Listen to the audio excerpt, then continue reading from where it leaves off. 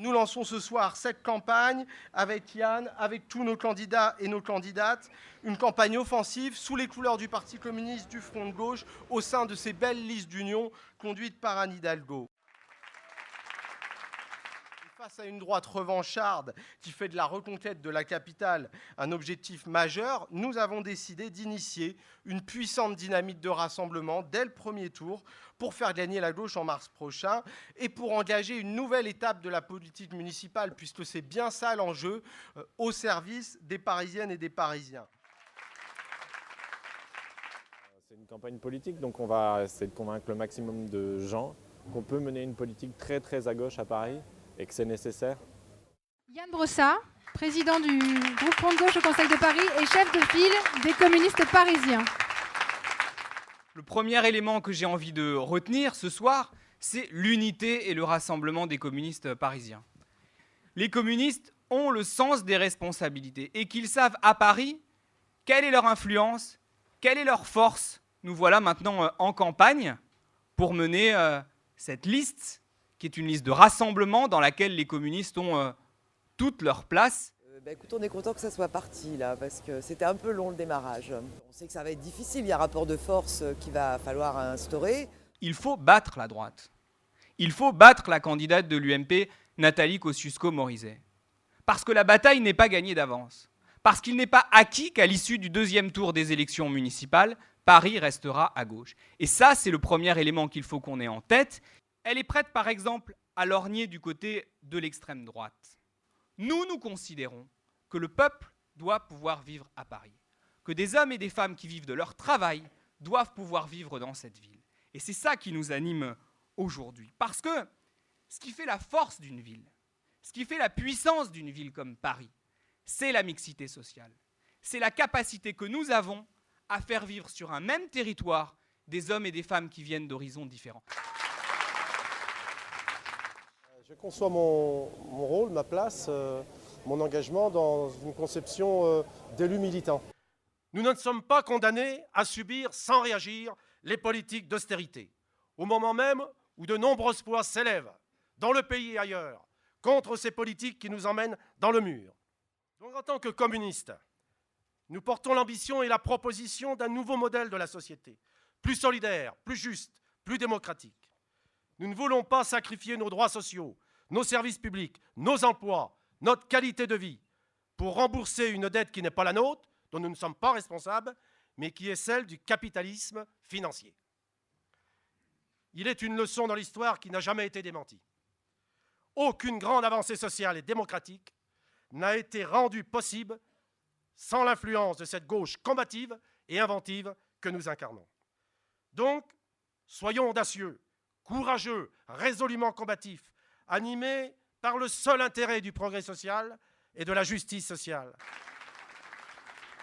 C'est pour ça qu'on a décidé de s'engager avec Hidalgo, parce que sa politique n'est pas une politique d'austérité, contrairement à celle du gouvernement qu'on combat tous les jours. On sera bien sûr aux côtés du Front de gauche, mais on va aussi, toujours pour faire œuvre de pédagogie, engager une campagne avec l'association Attaque, Copernic, et avec l'organisation syndicale Solidaire, pour aussi partir à la conquête du public, des Parisiens, pour leur démontrer qu'il y a d'autres choix qui sont possibles. On a des tas de propositions qui démontrent qu'une réforme fiscale telle que nous la voulons, et je suis sûre que telle que vous la voudriez, non seulement ramène des ressources supplémentaires à l'État, mais permet un impôt plus juste, plus efficace et mieux redistribué. Je vous remercie beaucoup. Dans le programme des communistes pour Paris, il y a la réponse à un certain nombre d'exigences qui sont dans la population déjà. 30% de logements sociaux pour essayer de reprendre le pouvoir sur le marché du logement, pour essayer de faire en sorte qu'un nombre important de Parisiens puissent se loger dans des conditions décentes. Ça veut dire étendre et développer les services publics, parce qu'on en a tous besoin de ces services publics. Et ça veut dire toutes les choses qu'on porte dans le programme. Nous voulons et nous nous battons pour des améliorations, notamment au niveau de la gestion des effectifs municipaux. Nous voulons des postes en nombre suffisant pour les nouveaux équipements. Nous voulons des clauses véritablement sociales dans tous les appels d'offres. Nous voulons, au-delà de la remunicipalisation de l'eau, la réappropriation publique de certaines délégations, je pense à la propreté. Nous voulons toujours que Paris réclame le milliard d'euros que lui doit l'État. Nous voulons un engagement plus ferme dans la défense du service public hospitalier parisien. Nous avons, nous, un accord programmatique. Paris 2014-2020, une ville pour toutes et tous. Oui, nous allons nous battre et faire campagne pour qu'une véritable politique de gauche continue à être possible à Paris grâce à cette union de premier tour. Moi, je pense que oui, il faut qu'on soit visible, il faut qu'on soit dynamique, qu'on soit porteur de notre programme, puisqu'on a travaillé sur ce programme. Et puis c'est un investissement pour les 6 ans à venir. Si nous disons que nous voulons faire Paris pour tous, alors ça suppose des mesures très concrètes. Ça suppose qu'on se donne les moyens de rendre cette ville économiquement accessible. Et la rendre économiquement accessible, c'est d'abord agir sur le logement. C'est d'abord permettre que le coût du logement dans cette ville diminue. Et c'est ce que nous disons lorsque nous proposons 30% de logements sociaux. Et je suis heureux qu'aujourd'hui, la candidate Anne Hidalgo dise qu'elle est d'accord avec les 30% de logements sociaux. Parce que ça permettra de faire que le logement soit moins cher dans cette ville. De faire en sorte que des familles populaires, des familles de classe moyenne, puissent disposer d'une alimentation de qualité. Et c'est ce que nous allons faire avec le projet de halles alimentaires qui permettront de mettre en relation directe des producteurs et des consommateurs d'Île-de-France. Rendre la ville économiquement accessible aussi, c'est par exemple baisser la facture d'eau des Parisiennes et des Parisiens. On a, ça a été rappelé tout à l'heure, bataillé pour obtenir la remunicipalisation de l'eau. C'est d'ailleurs une belle victoire des élus communistes et du Front de gauche que nous avons arraché dans cette seconde mandature. Ce que nous disons maintenant, c'est qu'il faut obtenir la gratuité des premiers mètres cubes d'eau. Et ça aussi, ça contribue à améliorer le pouvoir d'achat des Parisiennes et des Parisiens. Et c'est extrêmement important dans cette période de crise. Rendre Paris économiquement accessible, c'est aussi développer le service public. La question de la santé est une question fondamentale. Comment est-ce qu'on fait en sorte dans cette ville qu'on puisse se soigner sans se ruiner? Ça suppose de défendre bec et ongle l'hôpital public. Ça suppose également de développer les centres de santé. Et ça aussi, c'est un engagement de campagne que nous avons pris. La campagne des communistes, les communistes nous ont soutenus de façon constante, je dirais indéfectible pour la santé. Et donc cela semble une campagne dynamique, près du monde du travail. Et donc c'est avec les communistes que j'ai choisi de travailler. Oui, la santé est un droit. Et cela passe par la défense, le maintien de l'hôpital public, le maintien des structures de proximité, le maintien des centres de santé et leur développement. Non, la santé n'est pas une marchandise. Et pour preuve, les successives restructurations en lien avec les objectifs de rentabilité se confrontent à une réalité d'opposition.